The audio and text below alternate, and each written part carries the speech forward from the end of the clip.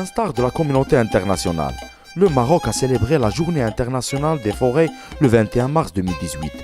Placée cette année sous le thème « Les forêts au service des villes durables » pour marquer son adhésion totale aux défis internationaux qu'encourent les écosystèmes forestiers à travers le monde.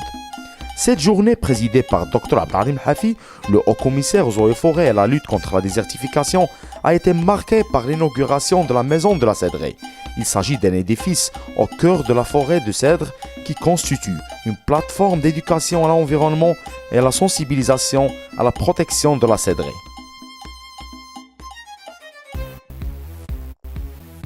Cette journée est une journée de célébration de la journée mondiale, la journée internationale de la forêt, qui a été adoptée par l'Assemblée générale des Nations unies en 2012 comme une journée dédiée spécifiquement à la forêt. Ceci tient au fait que la forêt occupe la priorité dans les agendas diplomatiques internationaux pour des raisons évidentes, c'est que la forêt joue un rôle central au niveau de tout ce qui se passe, au niveau notamment des changements climatiques, puisque c'est un puits de carbone, c'est un puits essentiel dans la régulation des changements climatiques. Le thème qui a été choisi cette année est un thème qui relate les aspects qui lient la forêt aux agglomérations urbaines. Pour une raison simple, c'est qu'à l'horizon 2050, la population de la planète sera à peu près de 9 milliards. Et parmi ces 9 milliards, 70% de cette population sera une population urbaine. Donc ça veut dire pratiquement que chaque année, nous avons à peu près 250 000 habitants qui s'ajoutent chaque année sur notre planète. Ceci crée de nouveaux besoins, des besoins d'abord en termes de foncier, parce qu'il faut que les villes s'étendent, il faut qu'il y ait des habitats, et il faut qu'il y ait des infrastructures. Il y a des besoins nouveaux, c'est-à-dire les besoins en eau qui vont augmenter pratiquement de 80% à l'horizon 2050, des besoins en denrées alimentaires, donc tout ceci crée de nouveaux besoins.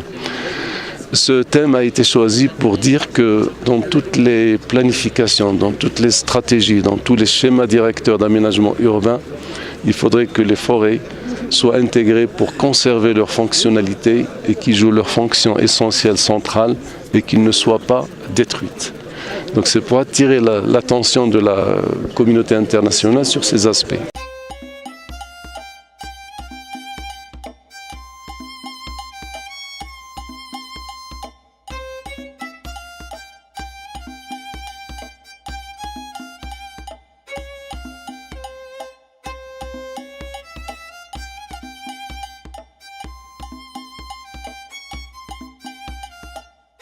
La Maison de la Cédraie constitue un emblème pour la province d'Ifrane.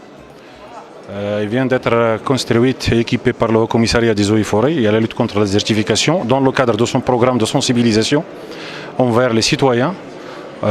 sur la problématique et l'obligation de protéger les écosystèmes forestiers de la province d'Ifrane qui se caractérisent par une biodiversité très marquante et qui nécessite effectivement un devoir de sensibilisation et de protection très urgent. Je crois que cet ouvrage aussi permettra de faire in situ des programmes de sensibilisation envers les écoliers, les étudiants, et les touristes aussi, et participera sans doute à la promotion de la ville en tant que ville écotouristique d'excellence. Donc notre association œuvre pour la promotion des principes fondamentaux de la gestion durable des forêts et notre participation surtout jouer le rôle d'interface entre les populations locales démunies, défavorisées et les services des eaux et forêts pour améliorer le cadre de vie des populations locales, conserver les ressources naturelles et les ressources forestières et surtout améliorer les conditions de vie des populations locales en matière d'amélioration des revenus, du cadre de vie et essayer de travailler ensemble sur les problématiques de gestion des ressources forestières. Le groupe de recherche pour la protection des oiseaux au Maroc, GREPAN BirdLife Maroc, est une association nationale qui est affiliée à BirdLife International, qui travaille principalement sur la conservation des oiseaux et de leurs habitats, mais elle travaille également sur la conservation de la biodiversité et la connaissance de la biodiversité de façon générale. Alors, nous avons un grand programme de travail depuis 25 ans, c'est-à-dire depuis la création de l'association qui concerne le Moyen Atlas, et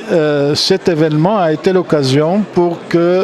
pour signer une convention dans le cadre d'une convention cadre que nous avons déjà signée depuis 6 ans avec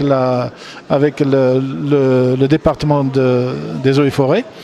Et cette convention va nous permettre de concrétiser sur le terrain un certain nombre de travaux dans le cadre d'un programme qui sera élaboré très bientôt pour la mise en œuvre d'un certain nombre d'actions de conservation dans le cadre du parc national d'Ifrane. Mais nous allons focaliser davantage sur les zones humides et les oiseaux d'eau et leurs oiseaux, ainsi que sur le cèdre et son peuplement d'oiseaux. Il est évident que nous ne nous limiterons pas à la conservation sensu stricto, mais que ce programme va s'étaler également au développement humain en relation avec la conservation.